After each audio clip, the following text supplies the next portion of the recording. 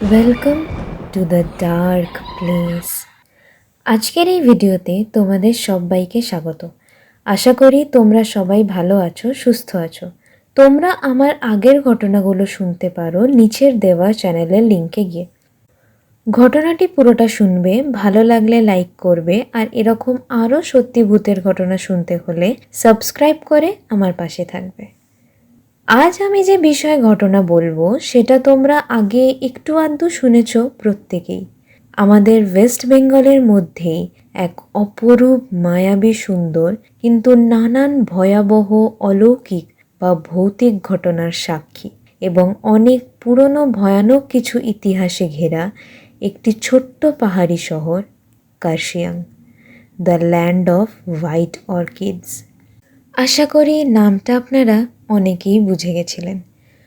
পাহাড়ের গায়ে পাইনের জঙ্গল, চা বাগান ও হোয়াইট অর্কিডসে ঘেরা এই জায়গাতে আশা করি সবাই একবার না একবার ঘুরে এসেছেন এবং তাদের মধ্যে অনেকের সাথেই হয়তো কোনো না কোনো অলৌকিক ঘটনা ঘটেছে সেখানে।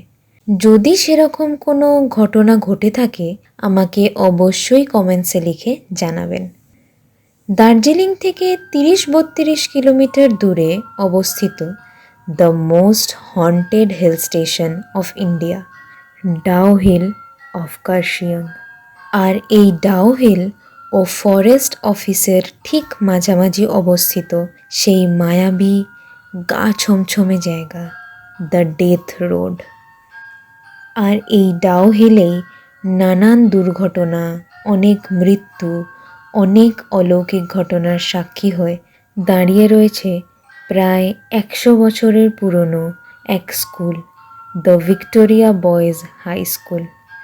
এই জায়গাগুলোর কিছু ঘটনা এবং তার পিছনে থাকা সত্যি ভয়ানক ইতিহাসের গল্প আজ আমি তোমাদের শোনাবো।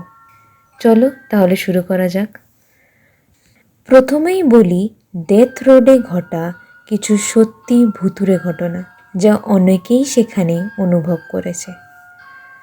তা প্রায় বছরখানেক আগে এক বন্ধুর দল নিজেদের গাড়ি নিয়ে গেছিল কার্শিয়াংয়ের সেই ডাউহিল ঘুরে দেখতে, যে সেখানে সত্যি কোনো ভৌতিক ঘটনা ঘটে কিনা বা তাদের সাথে সত্যি অলৌকিক কিছু হয় কিনা।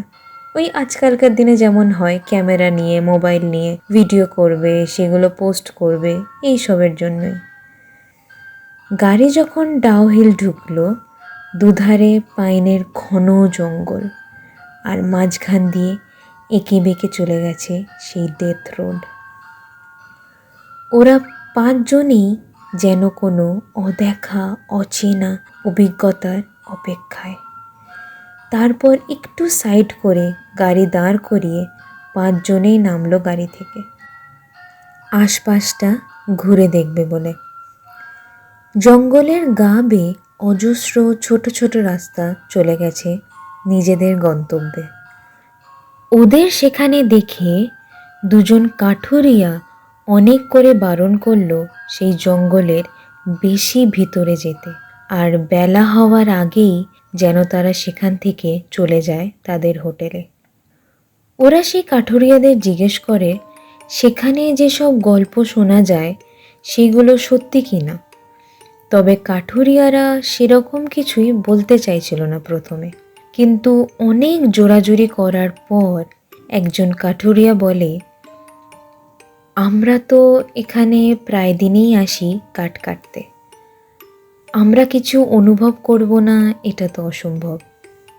যেটা মাঝে মধ্যেই হয় তা হলো আমাদের মনে হয় কেউ যেন সেই জঙ্গলের ভিতর দিয়ে আমাদের প্রতিনিয়ত দেখে চলেছে, কিন্তু আমরা খুঁজে দেখেছি সেখানে কোনো মানুষ বা কিছু কখনোই ছিল না। তবে মাঝে মাঝে শুধু দেখাতেই থেমে থাকে না, এরকমও মনে হয় যে কেউ আমাদের অনুসরণ করছে জঙ্গলের ভিতরে, কিন্তু আমরা অনেক খুঁজেছি, কেউই থাকে না আমরা ছাড়া। কাঠ কাটতে কাটতে মাঝে মাঝে সন্ধে নেমে আসলে তো আর কথাই নেই। এই যে দেখছো এখন স্বর্গের মতো সুন্দর লাগছে, তখন ঠিক ততটাই অন্ধকারাচ্ছন্ন, নিস্তব্ধ এক মায়াবী পরিবেশ।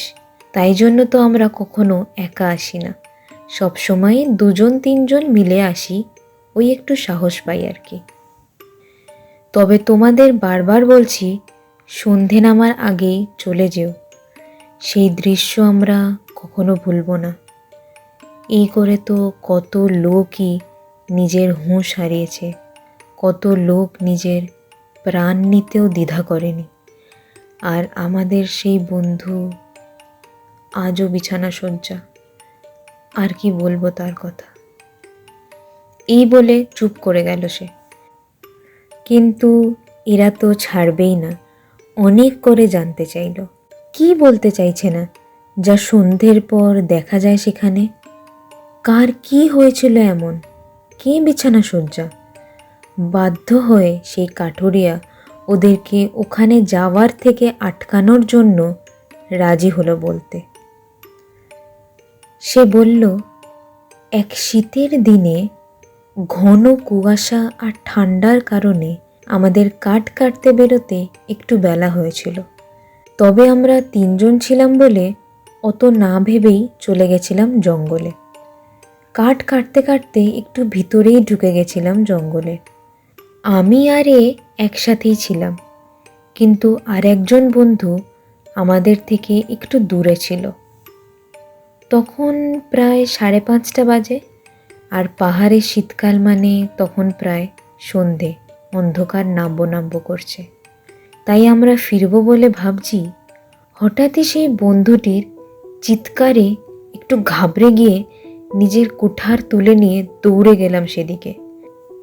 ভাবলাম কোনো জন্তু বেরোলো নাকি, কারণ এখানে অন্য কিছুর থেকে বেশি আমরা চিতাবাঘের ভয় থাকি।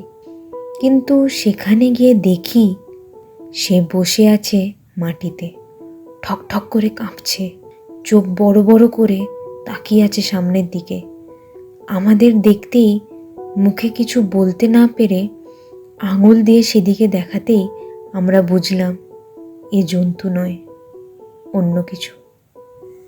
আমরা মনে মনে ঠাকুরের নাম করতে করতে সেদিকে তাকানোর সাহস না দেখিয়ে ওকে তাড়াতাড়ি করে উঠিয়ে নিয়ে যত জোর ছিল পায় তা দিয়ে রুদ্রশ্বাসে বেরিয়ে এসেছিলাম জঙ্গল থেকে। সেই কাঠ ওখানেই পড়েছিল, ওইগুলো আনার আর ক্ষমতা হয়নি আমাদের।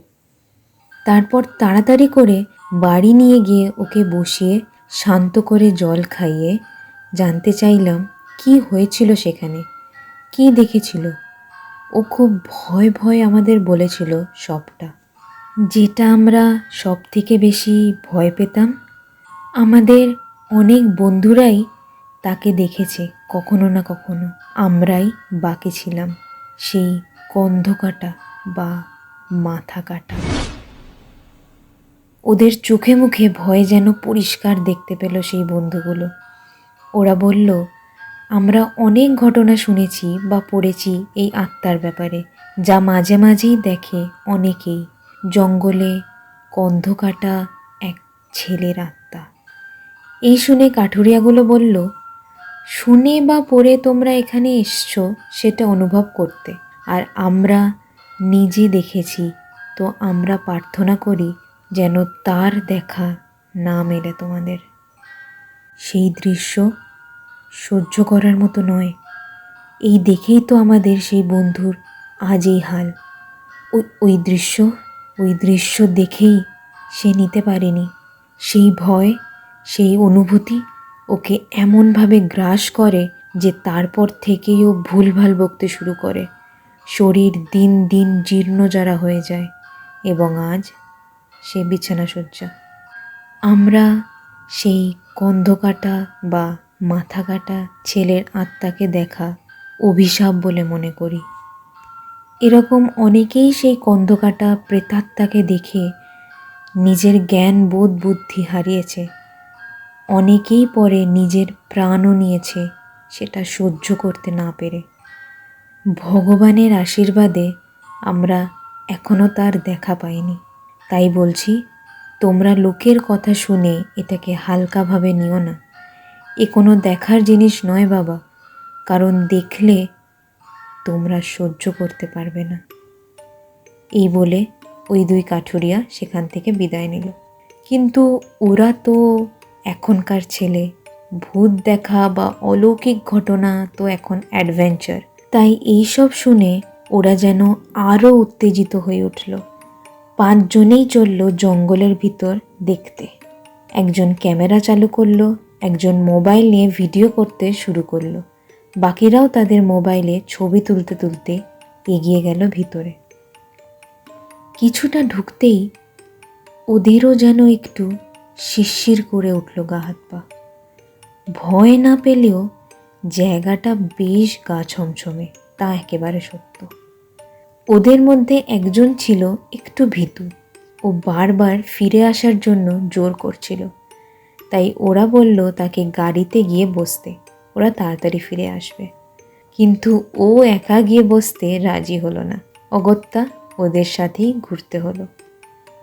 সেই পাহাড়ে ঘেরা জঙ্গলের মধ্যে যেন এক আলাদাই মায়া আছে।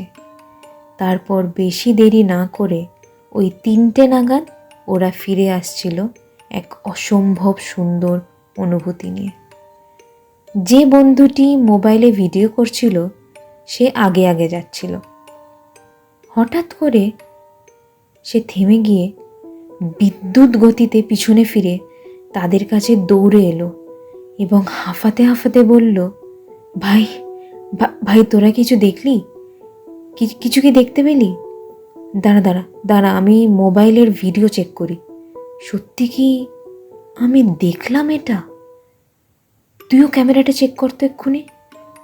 কিন্তু ওরা কিছুই বুঝতে পারল না কি হলো কি হঠাৎ। এবং যে বন্ধুটি ভীতু ছিল সে ভয়তে বলল, আগে তাড়াতাড়ি গাড়ির কাছে গিয়ে তারপর যা খুশি দেখতে। তারপর ওরা 5 জন গাড়িতে উঠে নিজেদের মোবাইল ক্যামেরা সব চেক করলো, ভিডিও দেখলো ওই সময়। কিন্তু সেরকম কিছুই নেই। ওদের মধ্যেই একজন বলল, ভাই আগে তুই বলতো কি হয়েছে, কেন আমরা ভিডিও চেক করছি, তুই কি দেখলি এমন? তখনও ওর চোখে মুখে যেন এক অদ্ভুত চাপা উত্তেজনা। সেটা ভয় নাকি অজানা অচেনা কিছু দেখার হালকা উচ্ছ্বাস সেটা বলা মুশকিল।